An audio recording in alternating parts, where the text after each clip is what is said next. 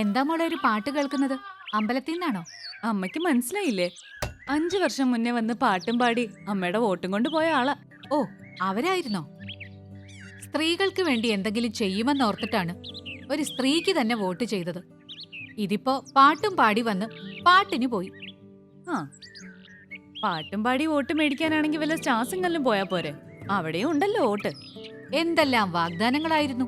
സ്ത്രീ സുരക്ഷ, വികസനം, ആന, ചേന.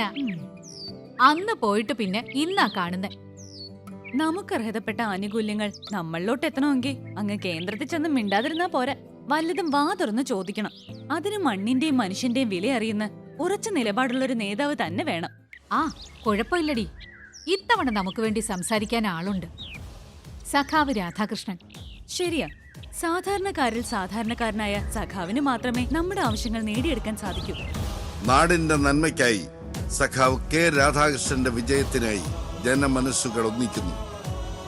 ഇടതുപക്ഷ ജനാധിപത്യ മുന്നണി സ്ഥാനാർത്ഥി സഖാവ് കെ രാധാകൃഷ്ണനെ അരിവാൾ ചുറ്റിക നക്ഷത്ര ചിഹ്നത്തിൽ വോട്ട് രേഖപ്പെടുത്തി വിജയിപ്പിക്കുക.